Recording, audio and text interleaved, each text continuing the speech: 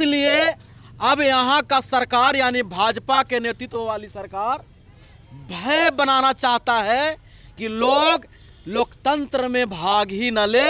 इतना डर पैदा कर दो, यहाँ के इतना जनप्रतिनिधियों को डरा दो कि जनता का क्या जगाएगा कि वो अपने जान की रक्षा के लिए इधर उधर भागते रहे। लेकिन गलती इन लोगों का भी है जो पिटा रहे हैं। भाई भाकपा माले वाले आपको विधायक जी आपको झंडा नहीं फहराने दिया तो आपका पार्टी कहाँ है? पार्टी लड़ेगा नहीं, क्योंकि जात के आधार पर उन्होंने खुद कहा है कि भूमियारों ने हमको झंडा नहीं फहराने दिया। और इनका पार्टी के नेता भी तो ब्राह्मण है, दीपंकर भट्टाचार्य। आंदोलन कैसे होगा भाई?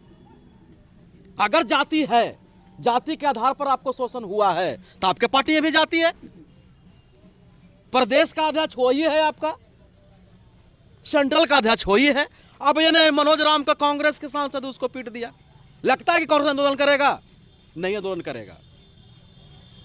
तो इन तमाम लोगों को मैं कहता हूं कि देखो, अगर संविधान को वास्तव में बचाना है और इस देश को भी बचाना है और इस देश के जो रुतबा है, जो गरिमा है पूरे दुनिया में कि भारत जगत गुरु है, भारत शांति का संदेश देने वाला है, अगर इसको बचाना चाहते हो तो समता मूलक संग्राम दल को तुमको अपनाना पड़ेगा।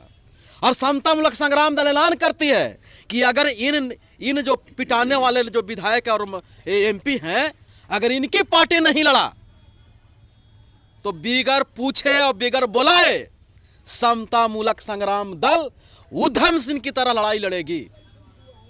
और उनको भी मैं चेता दे रहा हूं कि अगर सोचते हो कि दलित और अति पिछड़ा कमजोर वर्ग वंचित वर्ग अगर गाजर मूल्य है तो ये भूल में मत रहना, ये भूल में मत रहना। समता मूलक संग्राम दल दिन में तारे लौका देगी। और मैं सरकार को भी चेता दे रहा हूं कि अगर इस तरह के हमला करने वाले लोगों पर, दलित जनप्रतिनिधियों पर, कमजोर जनप्रतिनिधियों पर, सताने वाले पर अगर त्वरित कार्रवाई नहीं हुई तो सरकार तुम भी चेत जाओ, तुम्हें भी समता मूलक संग्राम दल बकसने वाली नहीं है। सवाल ये है कि सारे लोग जिन लोगों के आपने नाम लिया, जिन घटनाओं के नाम लिए, सारे दलित समाज के लोग हैं। सिर्फ दलितों पर ही जो शोषण अत्याचार क्यों हो रहा है बिहार में? सबसे ज्यादा बिकाऊ यही है, दलित समाज ही बिकाऊ है। ये एगो एमपी विधायक बनने के लिए सारी अपना ईमान, अपनी विचारधारा गिरवी रख देता है तो ऐसा लोग पिटाते हैं।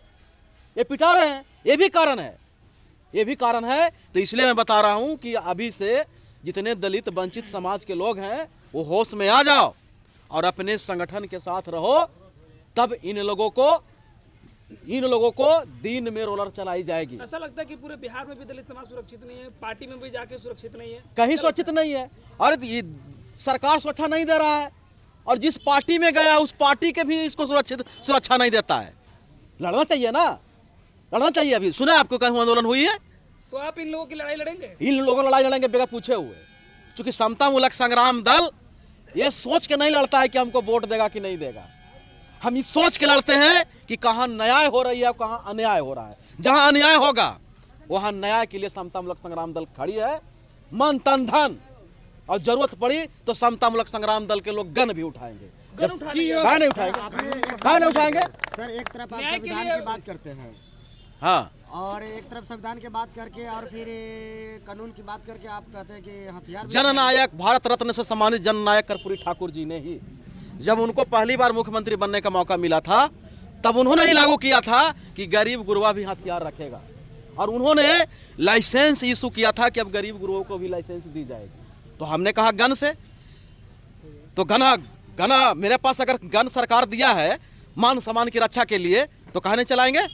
और भारतीय संविधान ये भी कहता है कि अगर किसी की संपत्ति की क्षति की जा रही हो, किसी की हत्या किया जा रहा हो आपके नजरों के सामने, तो आपको रक्षा करना संवैधानिक अधिकार है और मानवता धर्म है, नैतिकता भी है। और उस रक्षा के जंग में अगर मुजरिम मारा जाए तो ये गुनाह नहीं है, ये गुनाह नहीं है।